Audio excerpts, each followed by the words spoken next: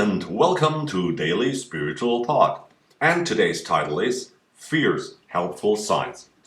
One thing I can tell you right now is today we're dealing with a captivating topic in the truest sense of the word.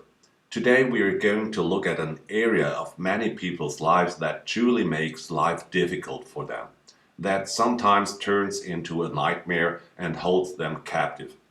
And how could it be otherwise? It's of course about fears, about the subject of fear. Today, let's approach this topic from another side, from a supposedly humorous, perhaps even heretical side. My question about this, could it be that fears are not as bad as most people think? Could it even be possible that fears are helpful signs for us if we take a closer look at them?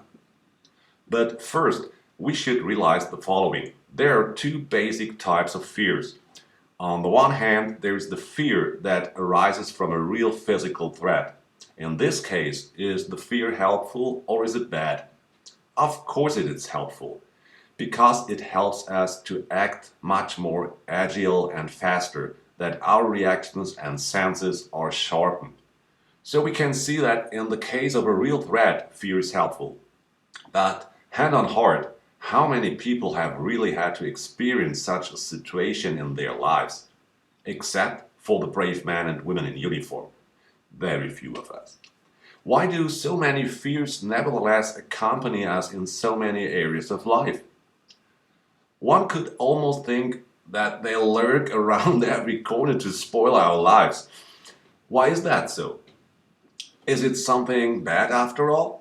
Or are they also helpful signs that we just don't always recognize as such? What is the origin of this second category of fears? It arises in our head. It's an illusion. It is thought patterns that we build ourselves. And since everyone creates his own worldview or thought pattern himself, there are also so incredibly different fears. Like all people who have fears, these are fundamentally different.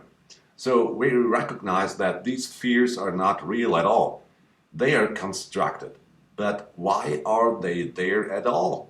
Because they want to point us to something. Only if we suppress them, we cannot recognize what they want to point us to. Because fears are helpful signs. On the one hand, in the case of a physical threat, they help us. On the other hand, in the case of an illusory construction of our thought world, they also help us by making us aware of topics in our life which have to be looked at. You've got it?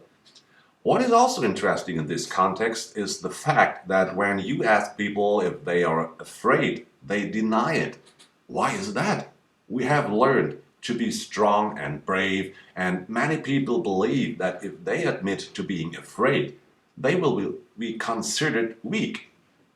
But it's this denial that makes it so difficult, because these fears are really threatening. On the one hand, they rob us of any kind of joy in life. On the other hand, they physically affect our body, our health. So we should always ask ourselves, when these fears arise, what does this fear want to show me? What is important to recognize? And there's always something to recognize. First, where does this fear come from? Is it a real experience that we carry within us, or is it something added from the outside, a narrative of others? And secondly, of course, we recognize what it's pointing to. Let's look at a few examples. There are people who are afraid to approach others. They don't dare. What does that show them? They are afraid of rejection. They feel inferior. And you'll see right away, there's usually a theme running across every fear. There are people who are afraid of losing their jobs, perhaps because they have heard that jobs are being eliminated in their region. What does that show of them? Lack of confidence in their own abilities. There are people who are afraid of illness, of war, and so on and so forth. There are many fears, but they always show us something within ourselves. However, what they all lead us in common is that we have forgotten who we are. These different fears show us that we have forgotten that we are creators. We can shape our lives freely. It's our decision which thoughts we allow. But if we are not aware of this, we continue to focus on the fearful thoughts and wonder why life is getting harder and harder. Because the drama shows up only afterward, when we do not look at the fears. Yes, fears grow. They are like weeds. They proliferate. One fear grows into another if we let it.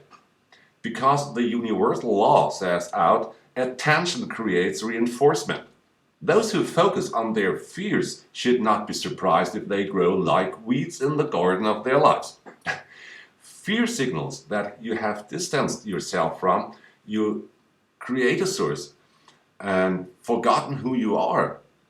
To no longer have confidence in the process of life is to have failed to be the creator of this reality.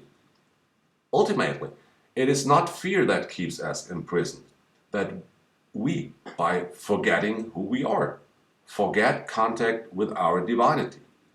Focusing on the fear instead of asking ourselves what it is trying to tell us. Please realize that the moment you confront your fear, you will understand what it's really about. What is the task that you should accept? And you will recognize as soon as you accept this task that it was an illusion. Most people never experience what they are afraid of in life, but they make their lives unnecessarily difficult. So why should we give this thought construct so much space in our lives? My recommendation: connect consciously with your divinity. And when something comes from outside, ask yourself, what is it about for me? Because you are the creator of your reality and therefore have all the abilities within you to determine how your future should go. And it has nothing to do with the messages from outside. Hey guys, wish you a lot of courage to approach what challenges you. For now, this is Andreas from Daily Spiritual Thought. Despite all these crazy developments we're going through, have a wonderful time. Thanks a lot for listening and God bless.